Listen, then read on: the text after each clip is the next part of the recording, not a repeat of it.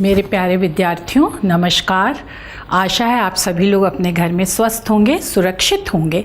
और आज मैं पुनः आपको कक्षा 9th में हिंदी विषय पढ़ाने के लिए आई हूँ और इस पाठ का नाम है निष्ठा मूर्ति कस्तूरबा, जो कि श्री काका कालेलकर द्वारा रचित है। अब मैं आपको सबसे पहले श्री काका कालेलकर का जीवन परिचय बताऊंगी। सबसे पहले मैं आपको ये बता दूं कि काका कालेलकर का जन्म महाराष्ट्र के सतारा जिले में हुआ था, अतः इनकी मातृभाषा तो मराठी थी। इस तरह से यह अहिंदी प्रदेश के होते हुए भी इन्होंने हिंदी की जो सेवा की, हिंदी के अनन्य उपासक रहे, इसलिए यह हिंदी साहित्य के क्षेत्र में अपना विशिष्ट स्थान रखते हैं। और काका कालेलकर इनका पुकारने का नाम था, क्योंकि ये राष्ट्रपिता महात्मा गांधी के संपर्क में आए तो लोग इन्हें काका काका कहने लगे। तो इस तरह से मैं आपको सबसे पहले काका कालेलकर का जीवन परिचय पढ़ाने जा रही हूँ कि काका कालेलकर के नाम से प्रसिद्ध दत्तात्रेय बालकृष्ण कालेलकर, इनका वास्तविक नाम था, पूरा नाम था दत्तात्रेय बालकृष्ण कालेलकर, जो भारत के स्वाधीनता संग्राम के निर्भीक, भय रहित, साहसी सेनानी सिपाही थे। गांधी जी के अनुयायी थे, गांधी जी का अनुगमन करने वाले थे, गांधी जी के पद चिन्हों पर चलने वाले थे और संत पुरुष थे। संत हृदय नवनीत समाना, कि अंदर से इनका हृदय बहुत ही कोमल और त्याग और वैराग्य से युक्त था। जैसा कि आपने इनकी छवि में भी देखा होगा कि ये सादा जीवन उच्च विचार की प्रतिमूर्ति लग रहे हैं। ये हिंदी के अनन्य उपासक, पुजारी, प्रचारक, हिंदी का फैलाव करने वाले उत्कृष्ट श्रेष्ठ कोटि के साहित्य सृष्टा थे, साहित्य का सृजन करने वाले थे। और आधुनिक युग के प्रबुद्ध मतलब चिंतनशील, मननशील विचारकों और पत्रकारों में इनका नाम अग्रगण्य है, सबसे आगे है। ये श्रेष्ठ कोटि के पत्रकार भी थे। इन्होंने नवजीवन पत्रिका का संपादन भी किया था, जो गुजराती भाषा में निकलती थी और जिसका संपादन गांधी जी करते थे। लेकिन जब गांधी जी को जेल में जाना पड़ा तो उस समय नवजीवन पत्रिका का संपादन काका जी ने ही संभाला था। और डॉक्टर राजेश्वर प्रसाद चतुर्वेदी ने कालेलकर जी के संबंध में लिखा है कि कालेलकर बहुभाषा ज्ञानी थे। इन्हें बहुत सी भाषाओं का ज्ञान था। जैसा कि मैंने अभी आपको बताया कि महाराष्ट्र के सतारा जिले में इनका जन्म हुआ था, तो इनकी मातृभाषा मराठी थी। लेकिन इन्होंने गुजरात में हिंदी का प्रचार प्रसार किया, तो इन्होंने उसके लिए गुजराती सीखी। इन्हें अंग्रेजी आती थी, संस्कृत भाषा आती थी। तो इस तरह से इन्हें बहुत सारी भाषाओं का ज्ञान था और ये बहुभाषा ज्ञानी होने पर भी मुख्यतः विशेष रूप से हिंदी और उसमें साहित्यिक हिंदी के पक्षधर हैं।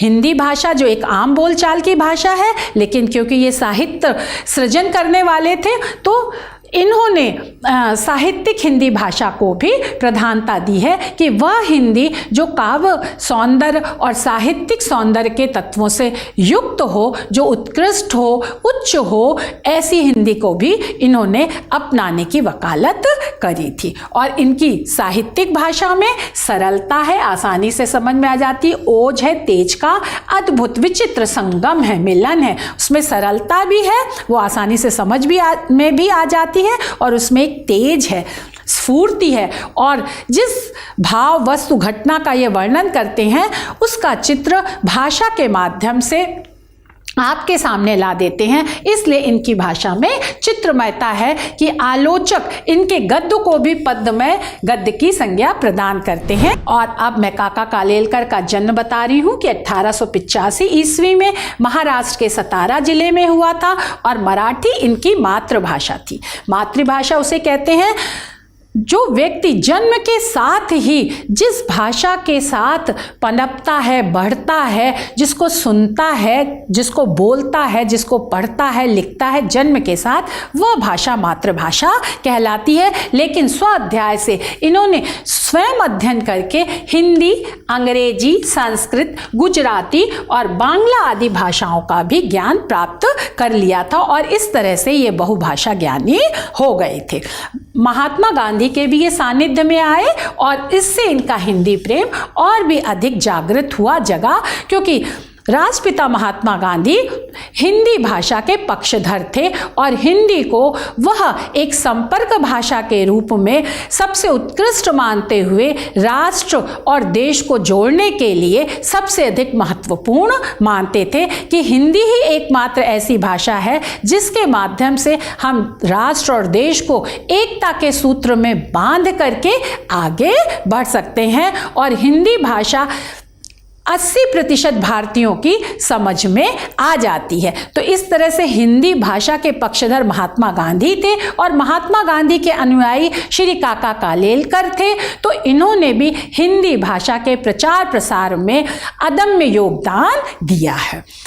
अब हिंदी के प्रचार प्रसार के कार्य के लिए इसीलिए उन्होंने उल्लेखनीय महत्वपूर्ण विशेष कार्य किए और इनका स्वभाव साधु था, बहुत शांत स्वभाव के थे। सेवा, त्याग, वैराग्य आदि गुण इनके अंदर कूट कूट कर भरे हुए थे और उसी स्वभाव से ये निरंतर लगातार हिंदी की सेवा करते रहने वाले काका कालेलकर को दक्षिण में और विशेष रूप से गुजरात में हिंदी प्रचार का श्रेय प्राप्त है। काका कालेलकर ने प्राचीन भारतीय संस्कृति, हम पिछली कक्षाओं में भी आपको बता चुके हैं कि संस्कृति किसे कहते हैं, किसी भी राष्ट्र का जो धर्म, दर्शन, विचार, कला, आचार विचार, रहन सहन, खान पान, इन सब का सामूहिक रूप जो है वो संस्कृति कहलाती है। तो हमारे भारत देश में इनसे संबंधित जो भी तत्व हैं तो उन तत्वों के ये प्रबल समर्थक थे और नीति की जो श्रेष्ठ बातें हैं जो हमारे जीवन को आगे बढ़ाती हैं और हमारे भारतीय इतिहास, भूगोल आदि के साथ इन्होंने युगीन जो समसामयिक समस्याएं थी उन पर भी अपनी सशक्त शक्तिशाली लेखनी चलाई है। मतलब इन सब विषयों के ऊपर इन्होंने साहित्य सर्जना की है। और इन्होंने शांति निकेतन, आपको पता ही होगा बच्चों कि शांति निकेतन श्री रविन्द्रनाथ टैगोर के द्वारा स्थापित एक विश्वविद्यालय है जहां पर उन्मुक्त वातावरण में बालक को अपनी योग्यता और क्षमता के अनुसार शिक्षा प्राप्त करने का पूरा अवसर प्रदान किया जाता है। तो वहाँ शांति निकेतन में इन्होंने अध्यापन का कार्य किया। ये अध्यापक थे, साबरमती आश्रम में ये प्रधानाध्यापक थे और बड़ौदा में राष्ट्रीय शाला के प्राचार्य के पद पर भी कार्य किया। इस तरह से ये अध्यापन के क्षेत्र में निरंतर आगे बढ़ते गए, लेकिन अध्ययन और अध्यापन ही इनके जीवन का मुख्य उद्देश्य और कार्यक्षेत्र रहा। आशा है बच्चों ये काका कालेलकर का जीवन परिचय आपको समझ में आ गया होगा। अब हम चलते हैं कि स्वतंत्रता संग्राम सेनानी, उनके जीवन की उपलब्धियां क्या थी, उन्होंने अपनी उपलब्धियों के कारण किन किन क्षेत्रों में महत्ता प्राप्त की और स्वतंत्रता संग्राम सेनानी होने के कारण काका कालेलकर कई बार जेल भी गए, जिससे उनकी राष्ट्रभक्ति प्रकट होती है। और काका कालेलकर ने 1952 से 1957 तक राज्यसभा के सदस्य भी रहे, राष्ट्रपति द्वारा राज्यसभा के सदस्य मनोनीत किए गए और अनेक आयोगों के अध्यक्ष रहे। भारत सरकार ने उन्हें पद्म भूषण, जैसा कि मैं पिछली कक्षाओं में भी बता चुकी हूँ आपको कि नागरिक सम्मानों में पद्मश्री, पद्म भूषण, पद्म विभूषण आदि अत्यंत उच्च कोटि के सम्मान हैं, तो इन्हें पद्म भूषण से सम्मानित किया गया। राष्ट्रभाषा प्रचार समिति ने इन्हें गांधी पुरस्कार से सम्मानित किया और कालेलकर जी गुरु रविन्द्रनाथ टैगोर व राजऋषि पुरुषोत्तम दास टंडन के भी संपर्क में आए। गुरुदेव रविन्द्रनाथ टैगोर के विषय में आप सभी लोग जानते ही होंगे, हमारा राष्ट्रगान उन्हीं के द्वारा रचित है। शांति निकेतन की स्थापना उन्होंने ही की और उनकी जो कृति गीतांजलि थी, जब उसका अंग्रेजी में अनुवाद हुआ तो उन्हें उस कृति के लिए साहित्य का नोबेल पुरस्कार भी प्राप्त हुआ। और पुरुषोत्तम दास टंडन स्वतंत्रता सेनानी होने के साथ ही साथ हिंदी के अनन्य उपासक और पुजारी थे। तो इस तरह से महान पुरुषों के ये संपर्क में रहे और महान लक्ष्य, उद्देश्यों, कार्य और विचारों से ये प्रभावित रहे और उन्हीं उच्च उद्देश्यों को प्राप्त करने के लिए इन्होंने अपना जीवन समर्पित कर दिया। काका कालेलकर का निधन मतलब मृत्यु 21 अगस्त सन 1981 को हो गई और काका कालेलकर का हिंदी साहित्य निबंध, जीवनी, संस्मरण, यात्रा वृत्त आदि गद्य विधाओं के रूप में उपलब्ध होता है। हमने आपको बताया साहित्य के दो भाग, गद्य और पद्य, और गद्य की बहुत सारी विधाएं हैं जिसमें निबंध है, उपन्यास है, नाटक है, कहानी है, यात्रा वृत्तांत है, संस्मरण है, निबंध है। तो इन सब विधाओं के में इन्होंने साहित्य सर्जना की है और यह इनका साहित्यिक योगदान है। और इसके अतिरिक्त इन्होंने हिंदी भाषा में ही अपनी कई गुजराती रचनाओं का भी अनुवाद किया। जैसा कि आपको हमने बताया कि गुजरात में और दक्षिण भारत में इन्होंने हिंदी का बहुत अधिक प्रचार किया, तो उसी दौरान इन्होंने अपनी गुजराती रचनाएं रची और उन रचनाओं का हिंदी में भी अनुवाद किया। और काका साहब की प्रमुख रचनाएं निम्नलिखित है: जीवन साहित्य एवं जीवन काव्य, जो इनका निबंध संग्रह है, यात्रा वृत्त, हिमालय प्रवास, यात्रा, लोकमाता, उस पार के पड़ोसी आदि, संस्मरण, बापू की झांकियां, आत्मचरित्र, जीवन लीला और सर्वोदय साहित्य। सर्वोदय मतलब सबका कल्याण करने वाले। ये स्वभाव से ही संत थे, कार्य से भी संत थे, तो इन्होंने सबके कल्याण के लिए भी साहित्य की रचना की है, जो सर्वोदय साहित्य के अंतर्गत आता है। आशा है बच्चों आपको इतनी बात अच्छी तरह से समझ में आ गई होगी। काका कालेलकर का जीवन परिचय, रचनाएं, उनका साहित्यिक योगदान और उनका देश के स्वतंत्रता संग्राम आंदोलन में क्या योगदान रहा, वो किन किन महापुरुषों के संपर्क में आए और उन महान पुरुषों के संपर्क में आने के कारण वो हमेशा महान लक्ष्य से ही प्रेरित और संचालित रहे। अब हम काका कालेलकर की भाषा शैली पर आते हैं। जैसा मैंने आपको पहले ही बता दिया था कि इनका जन्म महाराष्ट्र में सतारा जिले में हुआ था, इसलिए अहिंदी भाषी थे क्योंकि इनकी मातृभाषा मराठी थी। इसीलिए स्पष्ट मैंने ये लिखा है कि अहिंदी भाषी होते हुए भी इन्होंने हिंदी की जितनी सेवा की है वो अविस्मरणीय है, इनको भुलाया नहीं जा सकता है। और हिंदी के समर्थ गद्यकार थे, इन्होंने गद्य में ही अपना लेखन किया है और इनकी भाषा शैली अत्यंत प्रौढ़ थी, परिपक्व थी, सशक्त थी, प्रवाहपूर्ण, उसमें क्या एक अटूट क्रम था, निरंतरता है।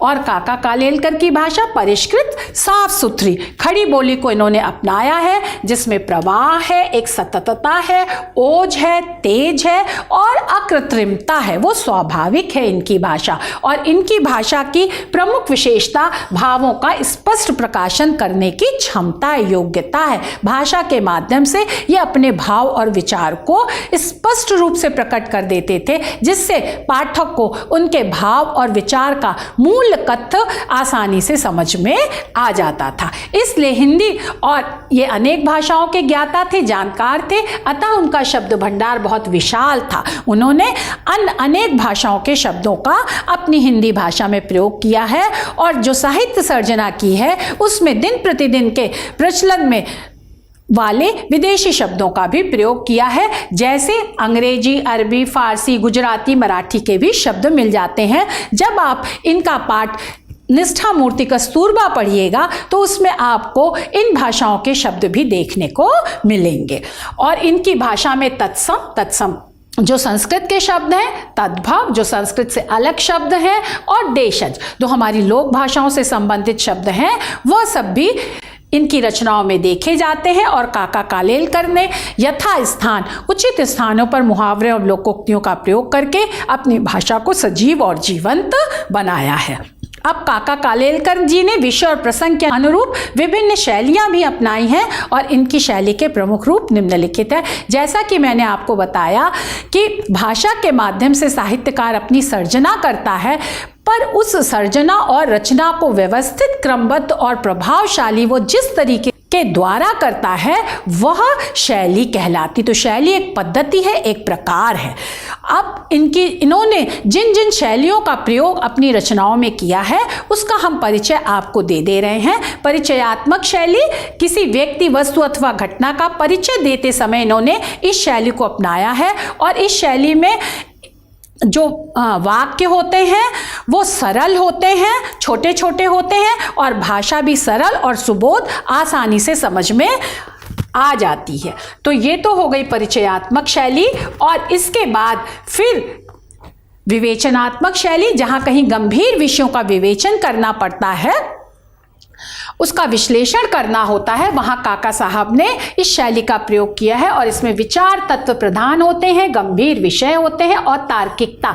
इस शैली की प्रमुख विशेषता कार्य कारण संबंध होता है और इसकी भाषा संस्कृतनिष्ठ होती है। इसमें संस्कृत के शब्दों का ज़्यादा प्रयोग किया जाता है। फिर व्याख्यात्मक शैली, जहाँ चरित्र चित्रण को प्रधान मान करके, जहाँ किसी महान पुरुष के चरित्र को, विशेषताओं को उद्घाटित किया जाता है, पाठक के सामने लाया जाता है, तो वहां पर व्याख्यात्मक शैली का प्रयोग होता है। और इसमें मूल भाव का हम विस्तार से वर्णन करते हैं और इस शैली में उत्सुकता और जिज्ञासा बनी रहती है कि अब इसके बाद क्या होगा, अब इसके बाद क्या होगा। और व्याख्या के माध्यम से ही जो विशेष भाव है उसका विस्तार से वर्णन करके उस रचनाकार जो है, जो कथ्य को, जो वो कहना चाहता है, जो उसका विषय है, शीर्षक है, विचार है और जिस पात्र का वो चरित्र चित्रण कर रहा है, उसके चरित्र की विशेषताओं को बोधगम्य, आसानी से समझने योग्य और निर्भ्रांत मतलब संदेह रहित बना देता है। महापुरुष का चरित्र चित्र स्पष्ट रूप से आपके सामने आ जाता है। अब हम आत्मकथात्मक शैली पर आते हैं कि काका कालेलकर ने अपने संस्मरणात्मक निबंधों और आत्मचरित में इस शैली का प्रयोग किया है। हमने आपको गद्य की विधाएं बताई, रेखा चित्र जैसा कि आपने गिल्लू में पढ़ा, निबंध जो कि मित्रता आचार्य रामचंद्र शुक्ल का है, जयशंकर प्रसाद की ममता जो है वो कहानी है। तो इसी के साथ ही साथ संस्मरण भी गद्य की एक विधा है। संस्मरण मतलब सम्यक रूप से याद करना। जब हमारे जीवन में कोई ऐसी घटना घटित होती है या किसी ऐसे महापुरुष के हम संपर्क में आते हैं, उसके साथ कुछ ऐसी हमारी सुंदर अनुभूतियां जुड़ी रहती हैं, अनुभव जुड़े रहते हैं, तो जब हम उनको याद करके साहित्यिक तत्वों से युक्त करके सुंदर भाषा और रसपूर्ण अर्थों के साथ सृजन करते हैं उसका, तब वो संस्मरण कहलाता है। तो ये आत्मकथात्मक शैली में जो है इन्होंने अपने संस्मरणात्मक निबंध लिखे हैं और आत्मचरित, जो इन्होंने अपना आत्मचरित लिखा है, जैसा कि हमने इनकी जब रचनाओं का उल्लेख किया था तो आपको बताया था, तो इस शैली का प्रयोग किया है। विवरणात्मक शैली है, जहां ये यथार्थ विवरण प्रस्तुत करते हैं, जैसा इन्होंने देखा है वैसा ही ये अपनी रचनाओं में उल्लेख करते हैं, तो वहां पर विवरणात्मक शैली होती है। और ये इसमें भाषा कहीं कहीं शब्द चित्रात्मक हो गई है, मतलब जिन शब्दों के माध्यम से ये विवरण प्रस्तुत करते हैं, जिसका विवरण प्रस्तुत करते हैं, वह विवरण आपकी आंखों के सामने चलचित्र की तरह घूमने लगता है। और इनके जो यात्रा वृतांत है, क्योंकि इन्होंने अपने देश में और विदेशों की भी बहुत सारी यात्राएं की थी, तो जहां जहां ये गए थे उस देश की संस्कृति, उस जगह की संस्कृति को वैसा का वैसा ही इन्होंने अपनी रचनाओं में उकेरा है। तो इसलिए यह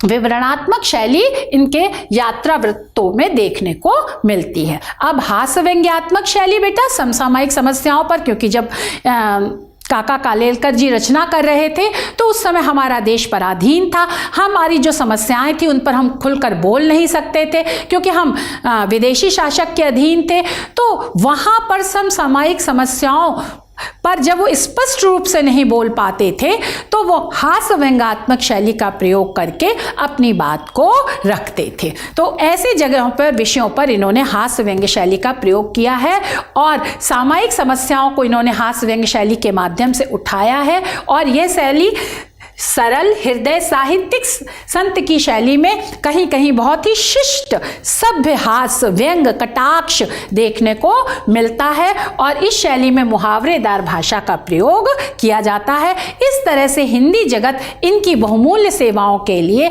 सदैव ही काका कालेलकर का ऋणी रहेगा। अब हम जो मूल पाठ है उस पे आते हैं कि इन्होंने जो पाठ लिखा निष्ठा मूर्ति कस्तूरबा, जो कि आपके पाठ्यक्रम में है, जिसको आज मैं पढ़ाने जा रही हूँ। तो निष्ठा मूर्ति कस्तूरबा से संबंधित गद्यांशों की मैं व्याख्या करूंगी, लेकिन उससे पहले मैं कुछ आपको बताना चाहती हूं कि निष्ठा मूर्ति कस्तूरबा, जैसा कि इस पाठ के नाम से ही स्पष्ट है, निष्ठा मतलब विश्वास। तो जो विश्वास की साकार मूर्ति थी कस्तूरबा गांधी, जो महात्मा गांधी राष्ट्रपिता की पत्नी थी। तो उनके बारे में यहाँ पर काका कालेलकर ने लिखा है। और अब हम इसी विषय वस्तु का अध्ययन करेंगे, जैसा कि जयशंकर प्रसाद ने भी लिखा है नारी के लिए कि नारी तुम केवल श्रद्धा हो, विश्वास रजत नग पग तल में, पीयूष स्रोत सी बहा करो जीवन के सुंदर समतल में। तो इन भावों का मूर्त रूप निष्ठा मूर्ति कस्तूरबा थी, जिनका जन्म 1869 में हुआ था और जिनकी मृत्यु 1944 में हुई थी। अब हम आगे आते हैं निष्ठा मूर्ति कस्तूरबा पाठ का। हम सबसे पहले आपको सारांश बताएंगे, जिससे कि जब आप इस पाठ को पढ़ो, इसके गद्यांशों की व्याख्या करो, संदर्भ लिखो, प्रसंग लिखो, फिर व्याख्या करो और नीचे विशेष लिखो, तो यह सारांश आपको बहुत अधिक सहायक होगा, क्योंकि पाठ की एक रूपरेखा आपके दिमाग में स्पष्ट हो जाएगी।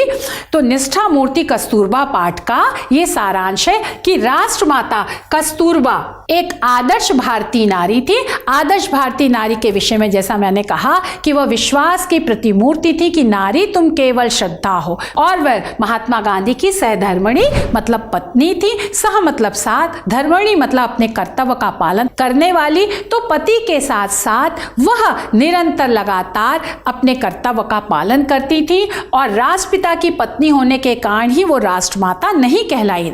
कस्तूरबा को राष्ट्रमाता का पद प्राप्त हुआ है, लेकिन सिर्फ वो राष्ट्रपिता की पत्नी थी, इस कारण ही वो राष्ट्रमाता के उच्च पद पर आसीन नहीं हुई, बल्कि उनके जो आंतरिक गुण थे, उनकी जो विशेषताएं थी, सहनशीलता, सेवा, त्याग, दया, परोपकार, देश प्रेम, देशभक्ति और गांधी जी की अनुयायी होने के कारण भी उन्हें जो है वो राष्ट्रमाता का उत्कृष्ट स्थान प्राप्त हुआ है। और यही यहाँ पर लेखक कह रहा है कि अपने विश्वास, आंतरिक सद्गुण और श्रेष्ठ व्यक्तित्व के कारण व्यक्तित्व व्यक्ति के आंतरिक और बाह्य गुणों का सम्मिलित रूप होता है।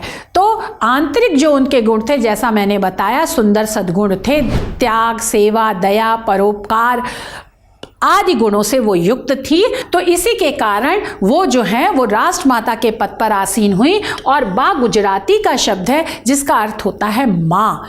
महात्मा गांधी और कस्तूरबा गांधी गुजरात प्रदेश से संबंधित थे, इसलिए उनके लिए यहाँ पर राष्ट्रमाता के लिए, माँ के लिए बा एक अक्षर वाले नाम का प्रयोग किया है। और फिर लेखक कह रहा है कि कस्तूरबा ने कोई औपचारिक शिक्षा प्राप्त नहीं की थी, वो विद्यालय नहीं गई थी, लेकिन उनका ज्ञान अगाध था। जीवन को कैसे सुंदर तरीके से चलाया जा सकता है, इस बातों की जानकारी उन्हें बहुत ही सरल और सहज रूप में प्राप्त हो गई थी। इसलिए उनके लिए औपचारिक शिक्षा का इतना महत्व नहीं था जितना कि जीवनोपयोगी शिक्षा उनके लिए उपयोगी थी, और उसी का प्रयोग करके उन्होंने उसी को अपने जीवन में उतार करके वह अपने जीवन पथ पर आगे बढ़ती रहीं और अपने कर्तव्यों का निर्वहन करती रहीं। और यहाँ पर लेखक ये बता रहा है कि वो गीता और रामायण जो भारतीय संस्कृति के प्रतीक, भारतीय संस्कृति के आदर्शों का संवहन करने वाले सदग्रंथ हैं, उसमें उनका बहुत विश्वास था। वह गीता तो पढ़ नहीं पाती थी, लेकिन जब भी उन्हें अवसर मिलता वह किसी न किसी से गीता सुनती जरूर थी। और रामचरितमानस भी वो अच्छे तरह से नहीं पढ़ पाई। यहाँ पर लेखक ने रामायण लिखा है, लेकिन आगे चलकर जब हम आपको पाठ पढ़ाएंगे तो उन्होंने तुलसीदास द्वारा श्री रामचरितमानस जो है उसी का उल्लेख रामायण के रूप में किया है। तो इन दोनों ग्रंथों पर कस्तूरबा का अगाध विश्वास था। और लेखक यह भी बता रहा है कि दक्षिण अफ्रीका जब वो गई तो धीरे धीरे क्या है वह कुछ शब्द अंग्रेजी के भी सीख गई थी। इस तरह से व्यवहारिक ज्ञान के द्वारा और अनौपचारिक शिक्षा के द्वारा उन्होंने जीवन का वास्तविक ज्ञान प्राप्त किया। और कस्तूरबा की कर्मनिष्ठा, कस्तूरबा करनी में विश्वास करती थी, कथनी की अपेक्षा करनी में विश्वास करती थी, और वह जो बोलती थी वह करके दिखाती थी। कम बोलती थी, लेकिन जो उन्होंने कहा सोच विचार करके बोला और फिर उसको करके दिखाती थी। इस तरह से कस्तूरबा कर्मनिष्ठा की भी साक्षात मूर्ति थी और सीमित शब्दों का प्रयोग करने वाली, वो कम शब्दों का प्रयोग करती थी, मतलब कम बोलती थी, मितभाषी थी, लेकिन जितना बोलती थी सार्थक बोलती थी, सुंदर बोलती थी, सरस बोलती थी और जो बोलती थी उस पर वो अनुगमन करने के लिए हमेशा तत्पर रहती थी। और अब इस पाठ में लेखक ने यह भी उल्लेख किया है कि बा को लेखक के दर्शन कब हुए कि 1910 में शांति निकेतन में बा के लेखक को दर्शन हुए थे और उस रात्रि राष्ट्रपिता महात्मा गांधी और राष्ट्रमाता कस्तूरबा गांधी के साथ उन्होंने वह रात्रि व्यतीत करी थी, बिताई थी और इस तरह से माता और पिता के रूप में उन्हें महात्मा गांधी और कस्तूरबा गांधी की प्राप्ति हुई थी। अब लेखक ये बता रहा है कि बा में कुशल नेतृत्व के गुण भी भरे हुए थे। नेतृत्व मतलब होता है पथ प्रदर्शन करना, संचालन करना, मार्ग निर्देशन करना। तो जब गांधी जी गिरफ्तार हो जाते थे तो उनकी जिम्मेदारी, उत्तरदायित्व वो बहुत ही निपुणता से निभाती थी और गांधी जी की सभा में जाती सरकारी अधिकारियों के मना करने पर भी वह स्पष्ट कह देती थी, साफ साफ कहती थी कि मुझे सभा में जाना है, मैं जाऊंगी ही। और अगर वो कहती थी कि मुझे जाना है तो वह करके भी दिखाती थी और उनका कर्तव्य किसी दिए के समान स्पष्ट था। उन्हें क्या करना है, उनके जीवन के आदर्श बिल्कुल स्पष्ट थे, प्रत्यक्ष थे। जैसे दिया हमें रोशनी दिखाता है, उस रोशनी में हम आगे रास्ते में बढ़ते जाते हैं, ऐसे ही उनके जीवन के कर्तव्य स्पष्ट थे, साफ थे।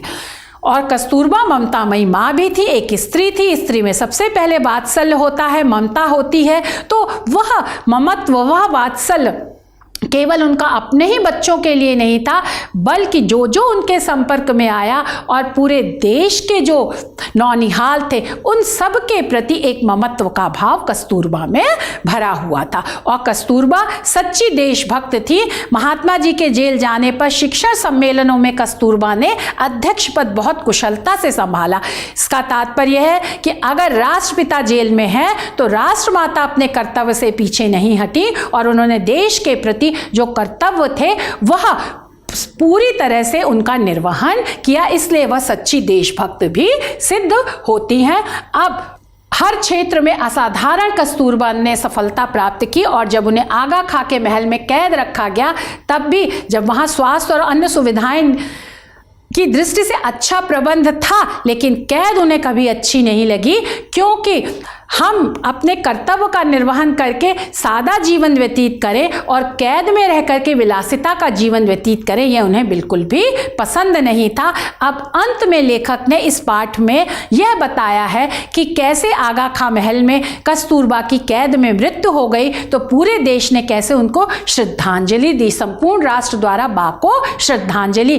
कैद में अस्वस्थ होने के कारण कस्तूरबा का देहांत हो गया, तो उनके देहांत होने से अंग्रेजी शासन की नींव बिल्कुल हिल गई और भारतीय जनता ने कस्तूरबा का एक स्मारक बनाने का निर्णय लिया। तो उस स्मारक के लिए जब लोगों से अपील की गई तो बहुत बड़ी धनराशि इकट्ठी हो गई, जिससे पता चलता है कि संपूर्ण देश ने उन्हें राष्ट्रमाता के रूप में स्वीकार किया और उनके प्रति श्रद्धांजलि अर्पित करने में पूरा देश कभी भी पीछे नहीं रहा। अगर राष्ट्रमाता कस्तूरबा ने पूरे देश को, देश के निवासियों को अपनी संतान माना, देश के निवासी रूपी संतानों ने भी अपनी माँ के प्रति सच्ची श्रद्धांजलि और प्रेम प्रकट करने में कोई भी कसर नहीं छोड़ी है। तो इस तरह से बच्चों ये इस पाठ का सारांश हुआ। और अब हम आते हैं आदर्श भारतीय नारी की विशेषताएं, कि उनके अंदर क्या क्या विशेषताएं थी। जयशंकर प्रसाद जी ने अपने महाकाव्य कामायनी में श्रद्धा के द्वारा अपने पति मनु के प्रति जो भाव प्रकट किए हैं वह ये पंक्तियां हैं कि समर्पण लो सेवा का सार, सजल संस्कृति का यह पतवार, आज से यह जीवन उत्सर्ग, इसी पदतल में विगत विकार, दया माया ममता लो आज, मधुरिमा लो अबाध विश्वास, हमारा हृदय रत्न निधि स्वच्छ तुम्हारे लिए खुला है पास। तो ये जो सब विशेषताएं हैं, दया, माया, ममता और मधुरिमा, मिठास, मधुर वाणी, आबाद जिसको बेधा ना जा सके ऐसा विश्वास, जो भारतीय नारी की चिरकाल से विशेषताएं हैं और आज तक विशेषताएं हैं, उनकी साक्षात प्रतिमूर्ति निष्ठा मूर्ति कस्तूरबा थी। अब हम प्रश्न अभ्यास पर आते हैं कि काका कालेलकर का जीवन परिचय लिखिए और कस्तूरबा गांधी के बारे में स्वाध्याय कीजिए। तो राष्ट्रमाता कस्तूरबा गांधी से संबंधित अन्य विशेषताओं के बारे में और उनके जीवन में घटित जो महत्वपूर्ण घटनाएं हैं उनसे आप परिचित हो गए, और परिचित होने के बाद उनसे प्रेरणा लोगे कि किस तरह विदेशी शासन के अधीन रहते हुए विषम परिस्थितियों में भी सादा जीवन उच्च विचार का अनुगमन करते हुए भी उन्होंने अपने लक्ष्य को प्राप्त किया और अपने लक्ष्य पर निरंतर आगे बढ़ती रही। आशा है बच्चों आपको ये पाठ समझ में आ गया होगा। इसके ये जो निष्ठा मूर्ति कस्तूरबा पाठ है इसको मैंने 5 खंडों में बांटा है। पहले खंड में जैसा कि आपको जो संप्राप्ति हुई वो काका कालेलकर का जीवन परिचय, भाषा शैली, रचनाएं, निष्ठा मूर्ति कस्तूरबा के बारे में सामान्य बातें, और फिर जो है उसके बाद तत्पश्चात इस पाठ का सारांश। अब अगले पाठ से हम जो है गद्यांशों की व्याख्या शुरू करेंगे। धन्यवाद, नमस्कार।